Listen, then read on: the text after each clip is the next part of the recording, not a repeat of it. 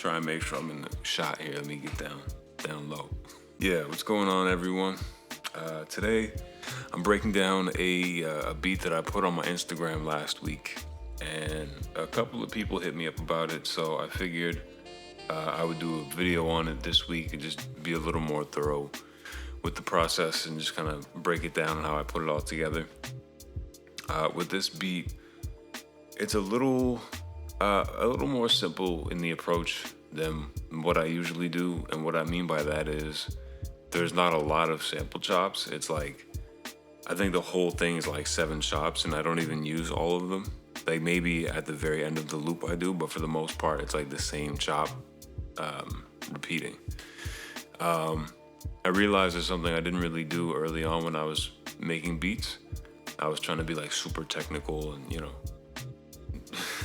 and that kind of thing. But now I'm just, my approach is if it sounds good, then it is good. So that's kind of what I did with this beat.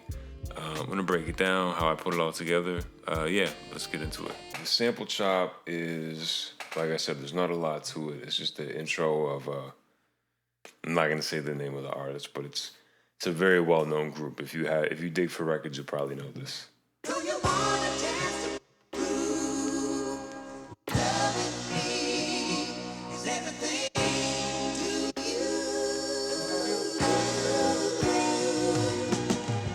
So when I heard that, I took that Prove chop. Here, I'll solo it out. Let me check it out.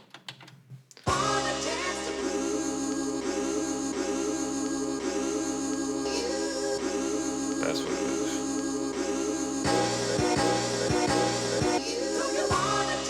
is. So after I had my sample chops, I laid some drums. Let's go through my drums here. Got a kick, snare,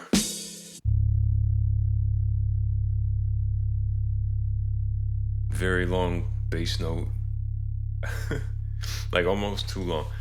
One thing it took me a long time to realize with bass notes is like, at least within the MPC world, if you have a really long bass note, it's actually ideal because you can play it similar to an actual bass. When you have a very short note, you kind of have to do the like stab chop like that. But with the long sustain, you can switch it to note off, and then that way you can like hold the notes to, make it sound more like an actual bass as opposed to just like chopping it all the time. Anyway, my bass, fill, a ride, crash, another bass, open hi-hat, another ghost kick, and then just a bunch of kicks down here, and then a snare with the ride on it. And so then when I put those all together, that was like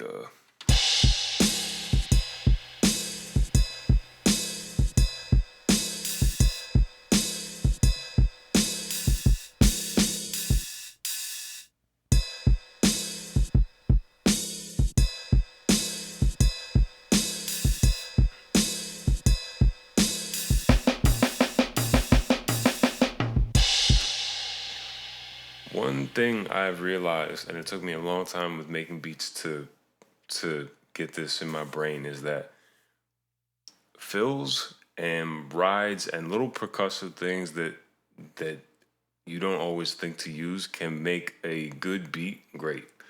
Like having that fill every 4 bars and just having little, having the rides and the crashes in the right spot. You can have a very basic 4-bar loop, and just by adding those things to it will add a whole other, another level to your beat that will just make it, not the same loop every 4 bars, and will make it interesting. I find, at least, that works for me. Word. So the next thing after I have my sample chops and I have my drums was my bass. So let me just solo that out and play that for a second.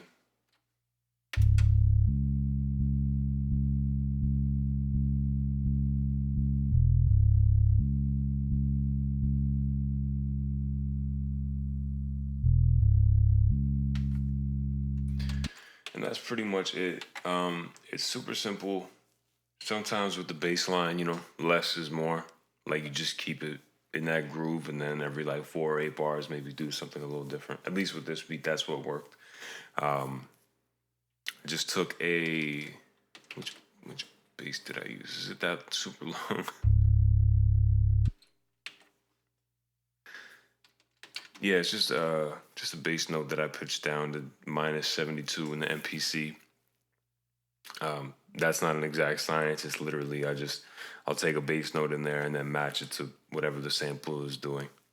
What to my ear, I'm not trained in any way. I just do it to what sounds correct to me, which also took a long time to to learn. But yeah, so that's tuned down to 72, and then I basically just played it along with the sample, like this.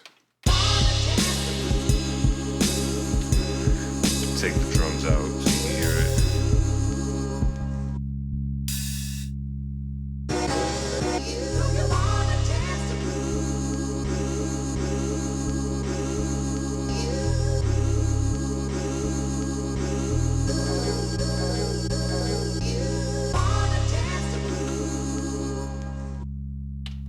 Yeah, and that was the bass line. It doesn't have to be super complicated if it doesn't need to be, it's just there to make that groove tight.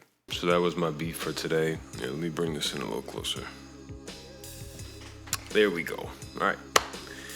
Yeah, so that was my beat for today. Today's beat was loaded off of disc number 38. It's a very important number for the sake of today's video, 38. Remember, doesn't always have to be the most wild loop, the most technical chop. Sometimes it's just a couple of chops done in the right way with the right sounds. And that's just as much a message for all of you as it is to myself. Sometimes it's better to not overthink and just do what sounds good, Thank you to everyone, again, checking out the channel. Hit it up last week with the video, back again this week, and just keep it moving, keep the momentum going. As always, subscribe so you can get the updates when I post new videos. If you like the video, hit the thumbs up. And yeah, just gonna keep it moving. Thank you to everyone out there. Peace. Say you wanna know what you gotta do to make me forget what you put me through.